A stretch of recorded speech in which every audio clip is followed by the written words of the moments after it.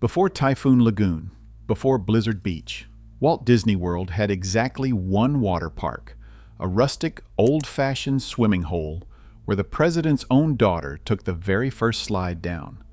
For 25 years, families lined up for it every single summer. Today it's completely gone, swallowed into a brand new resort that barely mentions it existed. Most people blame a brain-eating amoeba. That's not actually what killed it. Rewind to the early 1970s. Walt Disney World had only been open a few years, and the company wanted to prove it wasn't just a theme park. It wanted to be the vacation kingdom of the world. So Imagineers looked at Fort Wilderness, the sprawling campground resort tucked along Bay Lake, and asked a strange question for a company known for rockets and castles. What if the next big attraction wasn't futuristic at all? What if it looked like an old-fashioned swimming hole, the kind of place Tom Sawyer or Huck Finn would have jumped into on a hot afternoon? That was the pitch. Internally, they even called it Pop's Willow Grove before settling on the name River Country. And here's the part that made it genuinely unusual. This wasn't going to be a chlorinated pool with painted rocks. Imagineer Fred Jorger, the same craftsman behind the rockwork on the Jungle Cruise and Big Thunder Mountain, sculpted mountains out of nothing. Because as Disney's own historians later put it, Florida doesn't exactly offer any. The park would pull real water straight from Bay Lake, filter it, and pump it back out through slides and rapids. No other water park was doing that. River Country opened on June 20th, 1976, in the middle of America's bicentennial summer. And Disney didn't just quietly unlock the gates. They brought in Susan Ford, the 18-year-old daughter of President Gerald Ford, and had her take the first ride down the 260-foot Whoop and Holler Hollow slide into Bay Cove. More than 700 reporters and their families awesome showed up. Guests got commemorative coins. Admission was $4. It felt like an event, not just a new attraction. And it delivered exactly what it promised. Bay Cove was a half-acre sand-bottom lagoon with a rope swing, a tire swing, a cable ride strung across the water, the kind of thing that felt like summer camp, not Disney.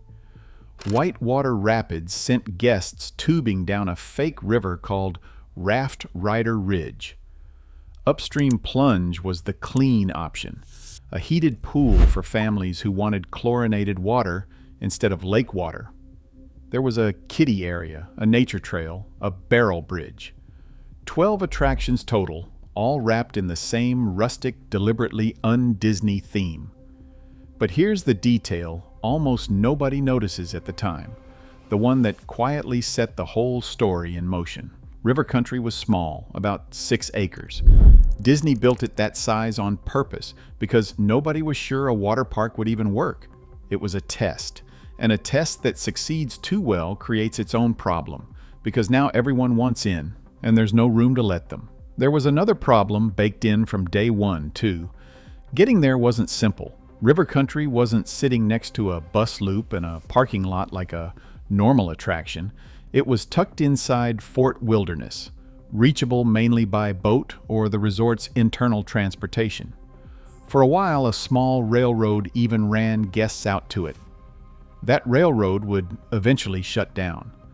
The location that made River Country feel like a hidden escape was the same location that would make it almost impossible to ever expand. None of that mattered yet. In 1976, all anyone saw was a brand new kind of attraction, unlike anything else at Walt Disney World, and it was about to become one of the most beloved things on the entire property. Within its first year, River Country was averaging close to 4,700 guests a day. Disney's own annual report that year ran the headline, "A Splashing Success," and it wasn't exaggerating. The park sold out constantly, capping out somewhere around 4,000 guests inside at once, and on hot summer days, that cap got hit early. There's a story, often repeated, never fully confirmed, that a young Disney executive named Jeffrey Katzenberg once got turned away himself because the park was full, and that the experience helped convince the company it needed something bigger down the road. Whether or not that exact moment happened, the instinct behind it was accurate. River country was too popular for its own footprint. For Fort Wilderness campers, it wasn't just a water park, it was the water park, the place you went every single day of the trip.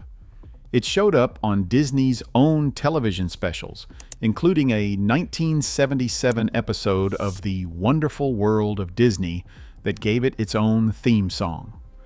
Merchandise put Goofy on beach towels, calling it the old swimming hole at Walt Disney World. People who grew up going there don't remember it as flashy. They remember it as the laid-back one, the place that felt less like a theme park and more like an actual childhood summer. But that same summer camp charm, the real lake water, the natural setting, came with a cost that wouldn't show up for years. And in August of 1980, it showed up in the worst possible way. An 11-year-old boy from New York had been swimming at river country during a family vacation. Back home, he got sick, and within days, he was dead. The cause was amoebic meningoencephalitis, caused by a microscopic organism called Naegleria fowleri, better known by its nickname, the brain-eating amoeba. The CDC and New York health officials traced the exposure back to river country, since it was the only place the boy had been swimming. It made headlines. Health officials were direct about it. State and local epidemiologists said there was no real basis to single out Disney, because this organism occurs naturally in warm, fresh water almost anywhere. A Disney spokesman said the company was concerned and sensitive to guest safety, but didn't see a clear action to take. Here's the part that surprises most people. River country didn't close. Not that week, not that year. It kept running for another 21 years. If a killer amoeba was supposed to be the thing that ended river country, it had a strange way of doing it, by doing almost nothing for 2 more decades. There were other incidents, the kind any large public swimming attraction eventually has. In 1982, a 14-year-old boy drowned after riding Whoop and Holler Hollow into Bay Cove. His family later received a settlement. A lifeguard testified that dozens of guests needed help getting out of the water on hot days. In 1989, a 13-year-old drowned as well. These were real, and they mattered, but none of them closed the park either. What actually made river country vulnerable wasn't a single tragedy. It was structural, and it had been there since 1976. The park was still only about 6 acres. It still depended entirely on one lake for its water supply, with all the filtration and maintenance costs that came with that. It was still hard to reach except through Fort Wilderness. And by the 1990s, Disney had quietly banned swimming in its lakes resort-wide, which meant the natural swimming hole idea that made river country special in the first place had already lost some of its meaning. The park that once felt ahead of its time now had something else creeping up behind it. Disney was about to build water parks that made river country look like a kiddie pool. In June of 1989, Typhoon Lagoon opened. It was roughly 10 times the size of river country, built around one of the largest wave pools in the world, with real bus routes and real parking lots instead of a hidden boat dock. Guests didn't need to be staying at Fort Wilderness to get there. Anyone could just show up.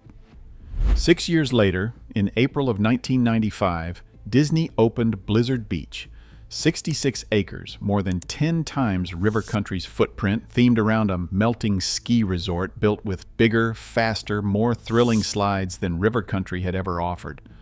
Within 20 years, Typhoon Lagoon and Blizzard Beach would each be pulling in over 2 million guests a year, making them 2 of the most visited water parks on Earth. River country never got anywhere close to that scale. It couldn't. There was no land left to grow into. And this is where the story stops being about an amoeba and starts being about math. Disney now had 3 water parks competing for the same guests, and one of them was small, old, landlocked, and expensive to run because of its custom lake-fed filtration system. There's no record of Disney making any serious investment to modernize River Country after Blizzard Beach opened. No major new slides, no expansion. It just kept running quietly in the shadow of 2 much bigger siblings. The little swimming hole nobody was actively trying to kill just slowly stopped prioritizing. For a while, that was survivable. River Country still had loyal fans. It still had Fort Wilderness campers a short walk away. But loyalty wasn't enough to offset the maintenance bills on a park built to 1976 standards, competing against parks built with modern infrastructure and triple the attendance. Then came September 2001.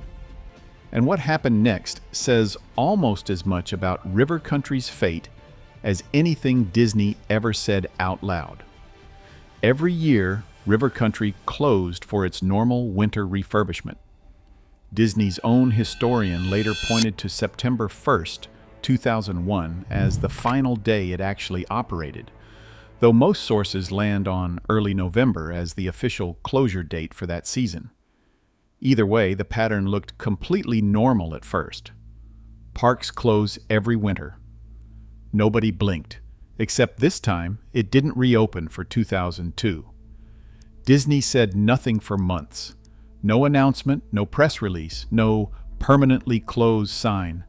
Just silence. It wasn't until April of 2002 that the Orlando Sentinel reported the truth guests were starting to suspect. River Country had closed, and it might not come back. A Disney spokesman, Bill Warren, gave a quote that sounds carefully worded in hindsight. River Country, he said, could be reopened if there's enough guest demand. That's not a yes. It's not a no either. It's a sentence built to keep hope alive without making a promise. And people believed it. For years, fans genuinely thought River Country was on pause, not finished, that if enough people asked, Disney would flip the lights back on. That belief wasn't unreasonable. Tourism across the entire country had just taken a massive hit after 9/11, and Disney was cutting costs everywhere. A quiet, temporary closure made sense on paper. Nobody was told this was the end. Except Disney also never fully turned it off. For years afterward, visitors near the fence line reported something eerie. The lights inside River Country still cycled on and off, and the old closing theme music could occasionally be heard drifting out from behind the fence, like the park was still running for nobody. Disney had put up a tall green barrier with signs that simply said River Country was closed, not gone, closed.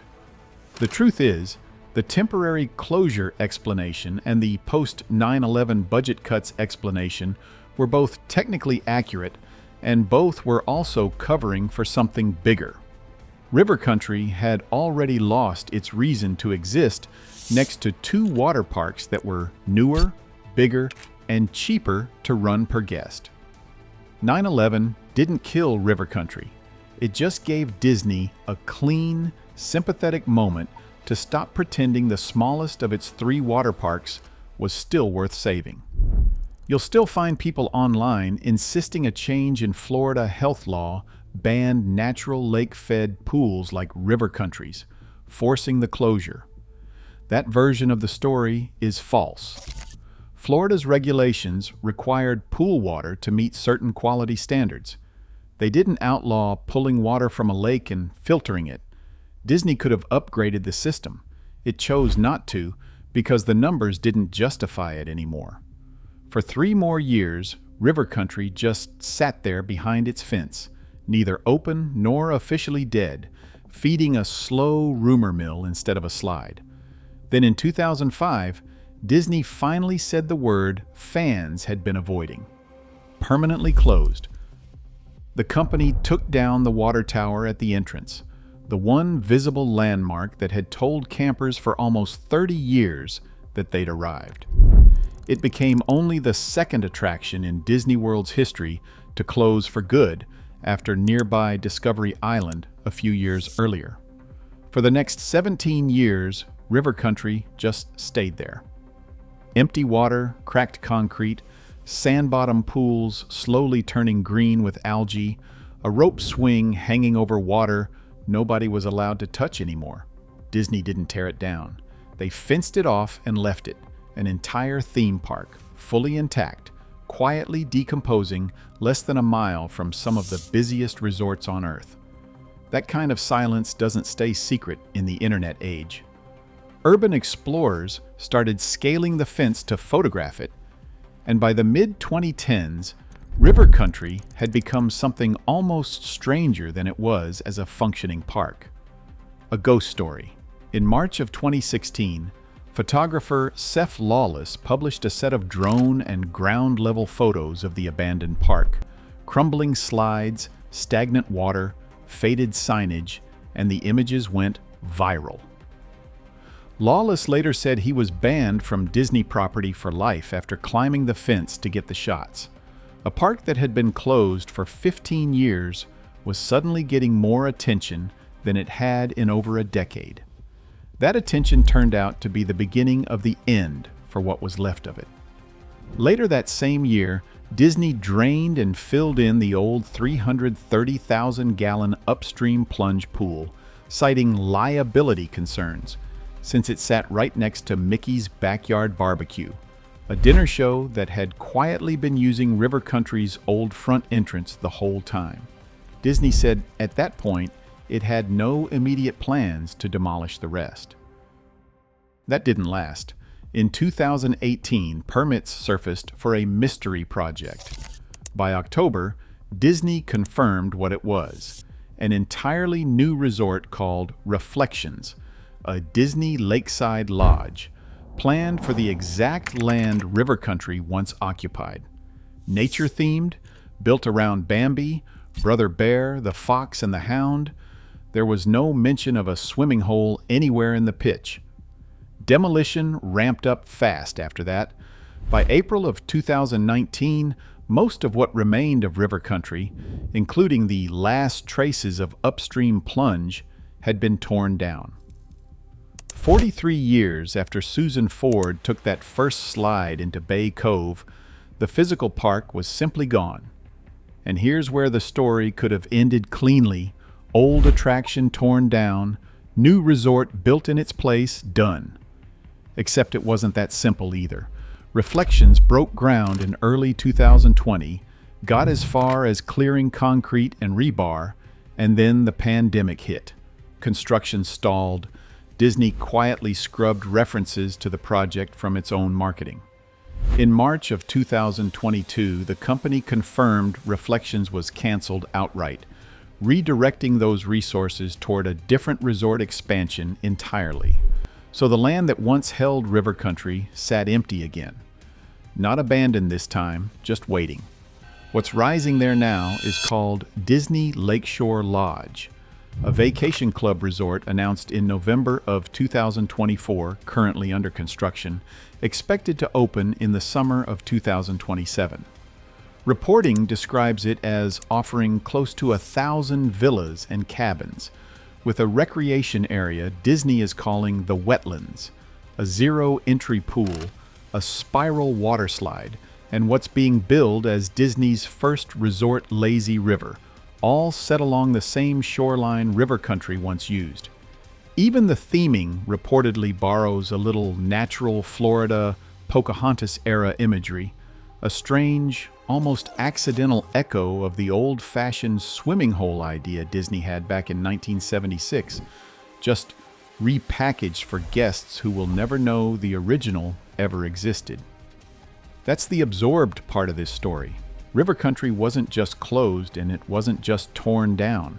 It got folded into something else entirely, a new resort, on the same footprint, using some of the same water, carrying no name, no plaque, and almost no memory of what stood there for 25 years.